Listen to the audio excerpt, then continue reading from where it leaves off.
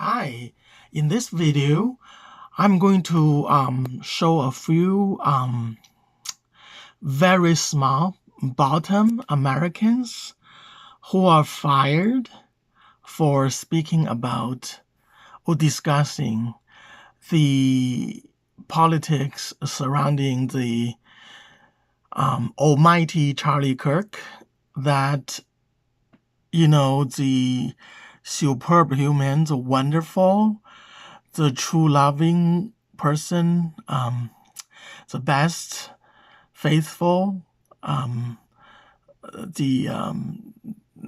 the superb, the spotless man, Charlie Kirk. And these people, small people, are fired for disrespecting him in the United States. The first one, I believe she was a teacher before she was fired. Here's what she said that caused her to be fired in the United States. Kirk was not your everyday 31-year-old. Charlie Kirk was a platformed Yahtzee worth $12 million. How did he get that $12 million, you ask? By platforming overt Yahtzee rhetoric. Play Yahtzee games, win Yahtzee prizes. When you build a platform off of supporting a carceral and militarized society, what the fuck do you expect? When you build a platform having zero sympathy for the victims of the colonial projects, militarized terror, what the fuck do you expect? The globalized struggle caused by what Charlie Kirk supported is now taking place all over the planet. Whether that's in the form of climate crisis, mass disablement of C-19, or the global uprisings, like in the form of Nepal and Indonesia, and those of us who are choosing to speak out against the ongoing genocide of Sudanese, Congolese, and Palestinian folks. This is not a coincidence. This is a righteous discontent and response to systemic terrorism and normalized violence. And if you don't understand the difference between righteous response to systemic violence and violence itself, you need to shut the fuck up right now. A little.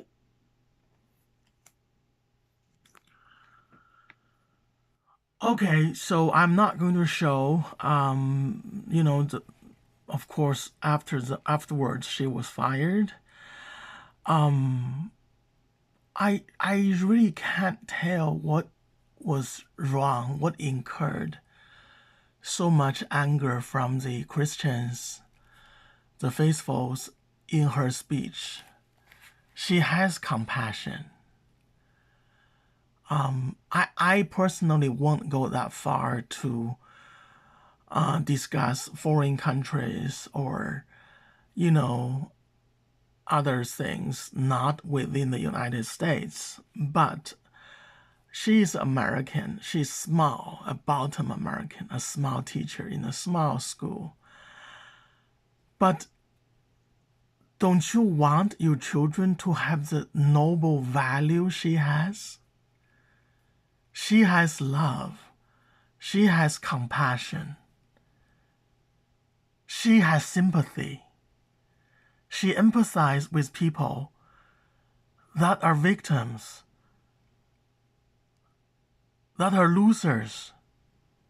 And she also understands the politics behind, the money, the politics behind.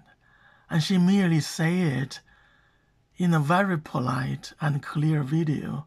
Of course, she used some cursing words. That's because she has that raw motion. She has that raw resentment. It's like if, say, you hear her speech, you become very upset. Then you can see in the mirror, that she is equally upset by what you are saying, by what you, the Charlie Kirk side, is preaching. Okay?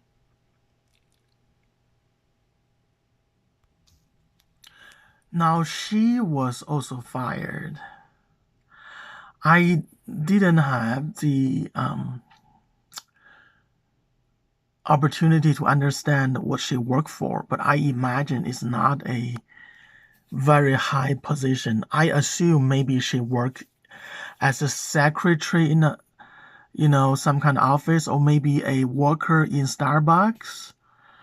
And then here, this is what she said that caused her to be reported in the United States and was subsequently fired by a U.S. employer. You know, for someone whining that words are just words, you seem awfully triggered by ours. And that's the funny thing about words. They matter. Yours defend a man who spent his entire career weaponizing rhetoric, and ours clearly got under your skin. If Charlie Kirk's words were just words, why did they have real-world consequences? He spent years attacking DEI, and now we've got companies like Target rolling back diversity programs because of pressure campaigns fueled by rhetoric exactly like his. It's almost like words become actions. This is how influence works. Jim Jones didn't lead 900 people to drink cyanide because he was quiet. I promise you, Hitler didn't rise to power on hugs. Hate crimes don't just happen. They are born from words that make hate feel justified. So no, his words were not harmless and yours aren't either. And the fact that ours got you this worked up proves the point you're too scared to face. A few moments later. Okay.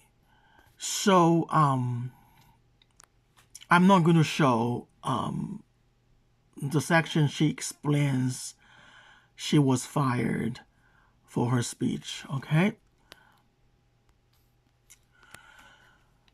Now, regardless of what she said, which I don't find it offensive to a slightest part, I know the U.S. media are saying private employers can fire you because they don't like you, because you say things they don't like, or because you would cost them business. Okay, so imagine if this is a worker working for, say, a coffee shop.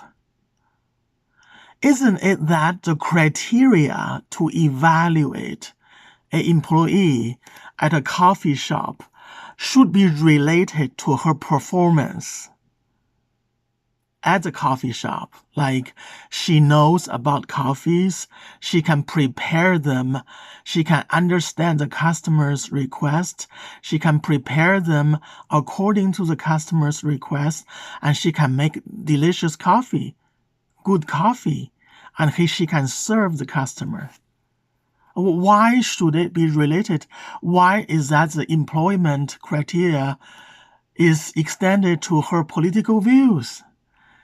It's like in the communist Iron Curtain, where if you want to work for certain jobs, you have to bow to the communism, the socialism, the communism ideology. And this is exactly what the Christian conservative, the faithful, the evangelical Christians are doing. I would, I don't want to make this woman look bad. I think both women are having sexual orientation that may be, acceptable to women. Okay, then that's why they speak up. Because the evangelical Christians, Charlie Kirk, are attacking them, personally attacking them. And from a millionaire supported by the highest politicians, the entire Congress, the entire House of the United States, and endowed with millions and millions of dollars. And Charlie Kirk opened his mouth and stabbed into the face of this American bottom woman, the powerless, the wantonly fired woman.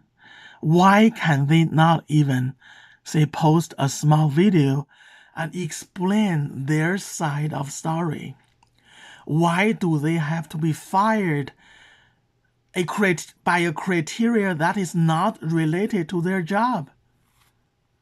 It isn't legal. It isn't right. Now, this woman is also fired. And listen to what she said. And see if, I just feel this is crossing the boundary again. Obvious to me that the conservatives who are in support of Charlie Kirk and trying to get people fired from their jobs have not thought this through. So let me do it for you. You guys hate when people are on unemployment benefits or welfare or food stamps or government assistance, right? When you call and try to get them fired, if it works, you are the one who has to pay their bills now. You are the one who is going to be funding their life, because what they're going to do is they're going to go file for unemployment, and because their employer fired them, they're going to get it. And as much as you guys say you hate it when progressives and leftists and liberals use food stamps or welfare or government assistance, you're pushing them to do it more. You're threatening people's livelihood for having different opinions as you. Let's see how it goes, I guess. I don't think that's how. Listening to. So pretty much, this bottom, small American woman is fired simply because she is not MAGA. How can an employer fire her for what she just said? Is concerning. It is not right.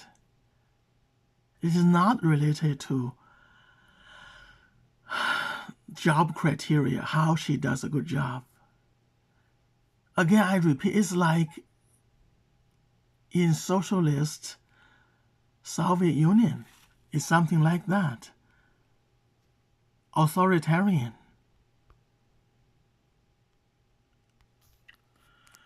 Do not take the firing of this woman lightly, because do you know what they are facing from this point on?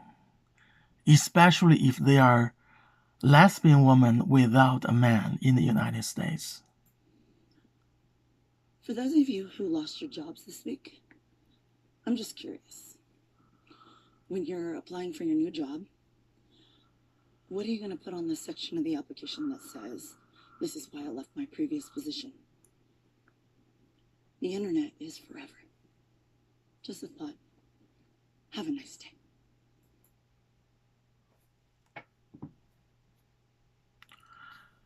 I don't want to say more. I think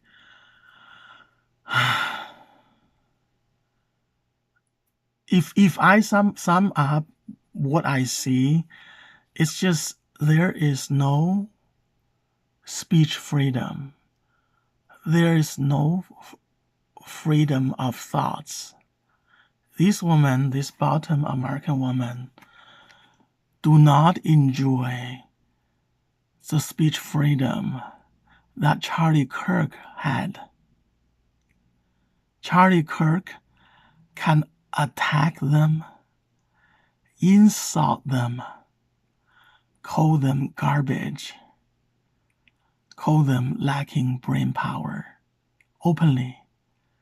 And Charlie Kirk is supported by the entire U.S. legal system, the U.S. administration, the House, the Senate, the entire Congress, the politicians of all levels, at local levels, a large number of MAGA and church-going faithful Christians.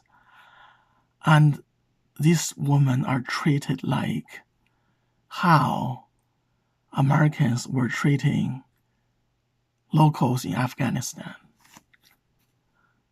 Many times people say, I don't want to say more to get myself into difficulty, but I would have to say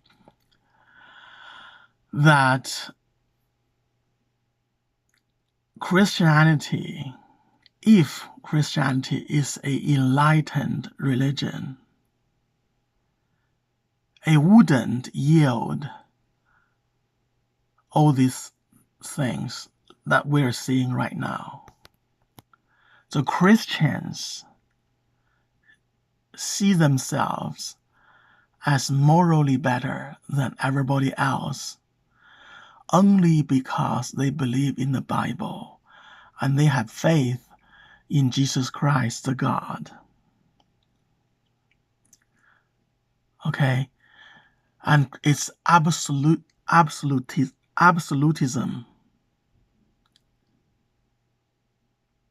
And when you look at reality, it's not absolute. It's not that simple. And the real collective behavior of MAGA, of Christianity, is a very powerful thing. Very powerful. Because the majority. But are you really on the side of the divine God? Are you really representing the tolerance and alleged love, alleged tolerance of Jesus Christ? I will leave that question for you to consider. For me, I don't believe in Christianity. I don't believe in God. And when I look at these incidents, I feel these bottom women are wantonly abused. They are wantonly abused. They are treated worse than a pet dog, a pet cat, a pet chicken. They are treated worse than that by the quote-unquote divine, quote-unquote better, quote-unquote saved Christian majority in the United States. Thank you and have a wonderful day.